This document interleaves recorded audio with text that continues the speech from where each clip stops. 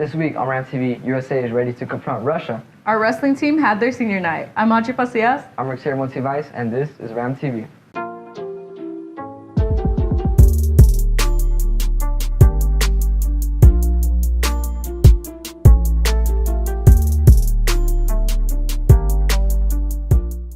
We do not know what Russia will do with Ukraine. This week, the United States and allies are increasing the pressure on Russia and warning of strong sanctions due to their invasion of Ukraine. This confrontation had happened on Monday at the United Nations. Mr. Putin has not commented publicly on the situation since December 23rd. A silence that has kept Western leaders unsure about his next move. Ukraine wants to be NATO members, but Russian officials say that it is a red flag because it will give them military hold in the region. Last week, our wrestling program celebrated our senior wrestlers with their senior night, congratulating them on their big accomplishments and an amazing season. Congratulations, y'all. You have made your Ram family so proud of you. Following that, this past weekend, our Mawa JV boys brought home second place at districts while our JV girls came on top with first place. Congratulations, Rams, and keep working hard. The NFL conference games were this weekend, and man, I'd say they were pretty goated, almost to the point of last week's. The Bengals and Chiefs ended with a comeback with the Bengals taking it at the end. The dark horse of the playoffs led by Joe, the franchise, Burrow.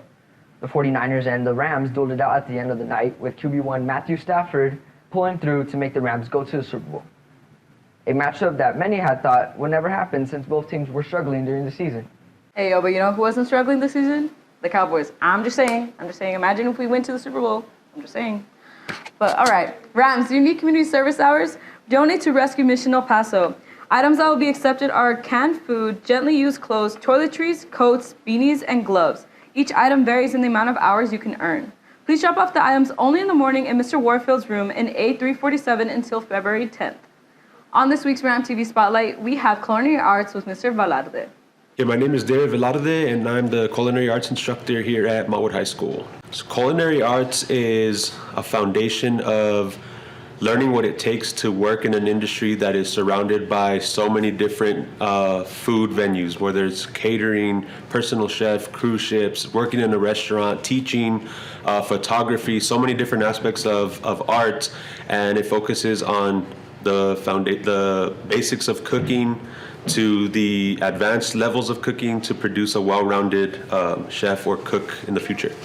It's going to prepare the students because they're going to have a great idea of what it takes to work in a field that is so popular right now. It's going to give them the necessary skills they need, the tools that they need, the information and the understanding of what it takes to be a leader in the industry and how they're going to start here and have to earn their way up to a successful level that they want to be eventually one day. So one of the upcoming events is Skills USA for my advanced class. That's actually an event that because they're competing. After that, we have Valentine's Day. We're proposing doing a fine dining service here at Montwood for teachers that have maybe their husband or their wife or their spouse to come in and not have to wait in those really long lines during Valentine's and get a really, really nice meal prepared by the students that is affordable. We do luncheons here at school. There are not a lot of time, so we're kind of rushing. In this way, where after school, we can slow down the pace of service. We can put some music, have little talks to the guests that come, and make it a nice experience for those people. Guys, make sure to do some community service. We got to help our El Paso community out there. Mm-hmm. And since we had talked about culinary arts and it deals with bread, I like to mention something about bread.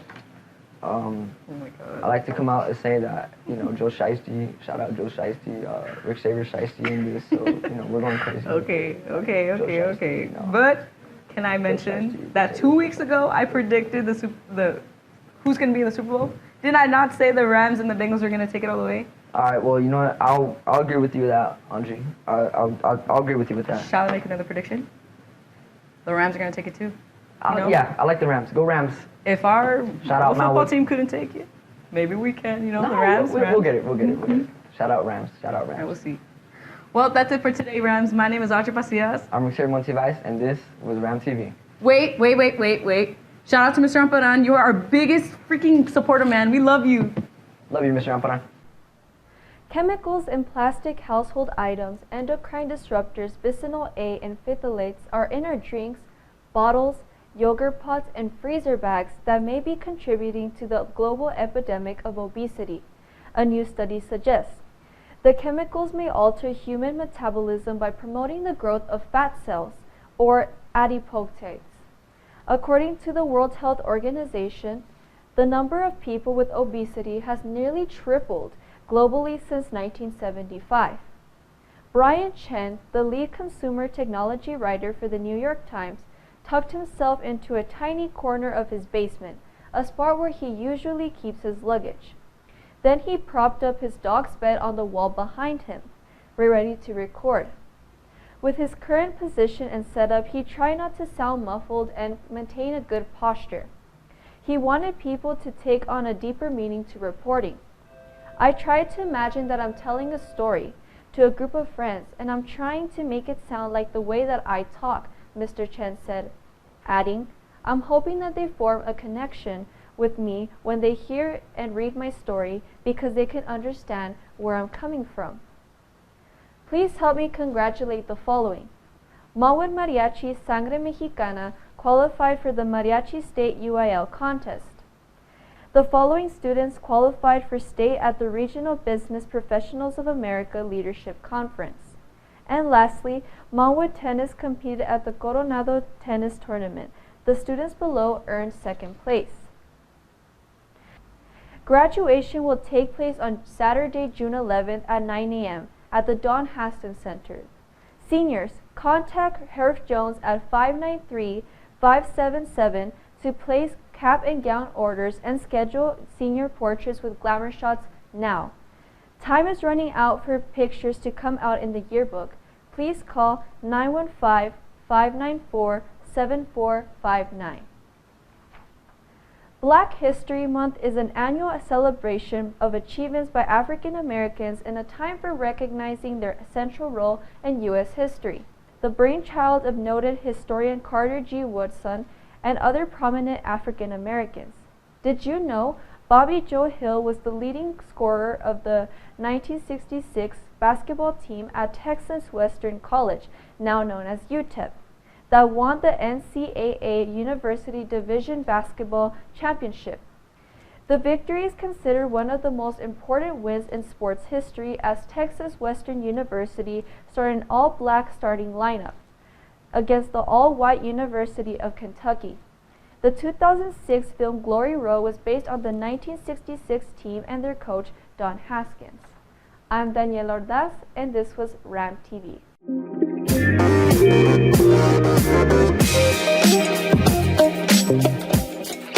Hello Rams, and welcome back to this week's edition of the Mawad Sports Minute. As always, I'm your host, Ruben Porras, and without further ado, let's get started with the news. To start off, our men's UTEP basketball team are starting to get on fire as they are currently 4th place in their conference. They won a buzzer beater last week versus Florida Atlantic. They are also playing tomorrow at Rice University, and hopefully they can continue their success. Next, we have some college football news. This past Monday, Caleb Williams announced that he will be leaving Oklahoma and will be following his former coach, Lincoln Riley, at USC. Lincoln Riley has been called the quarterback whisperer as he has helped Baker Mayfield and Kyler Murray to a Heisman Trophy, and also they both got selected to the NFL in the first round of the draft. Jalen Hurts was also one of his quarterbacks who was the starting QB for the Eagles. Caleb Williams started after Spencer Rattler got benched and led Oklahoma to a solid season and helped them win the Alamo Bowl. Riley has already added 13 transfers as he is getting ready to help USC win the Pac-12. Next, we have some Super Bowl 56 news. The Super Bowl that almost nobody expected is going to happen. It will be the Rams versus the Bengals, and it started when the Bengals defeated the Chiefs in overtime. The Chiefs had an 18-point lead going into halftime. Joe Shiesty took over the game in the fourth quarter as he finished with 2 touchdowns. The Bengals defense stepped up big time as the Chiefs offense only had 84 yards in the second half. They also picked off Patrick Mahomes in overtime that helped them score the game-winning field goal. Moving on to the Rams and the 49ers, it was a very close game as the Rams found themselves down for most of the game. The 49ers could have sealed the game, but the interception was dropped with under 10 minutes left. The Rams took advantage of the missed opportunities on the Niners and scored a field goal to tie it. The Rams scored the game-winning field goal with under 2 minutes left, and a huge part of it was Cooper Kupp, who had 11 receptions, over 100 receiving yards, and 2 touchdowns. Odell also had 9 receptions for over 100 receiving yards as well, and he has been a big-time addition for the Rams. This Super Bowl may not be the one that we expected, but it should still be a great game. Well, that was this week's edition of the Mile Sports Minute, and I hope you guys enjoyed. As always, I was your host, Ruben Porras, and stay safe and take care, everyone.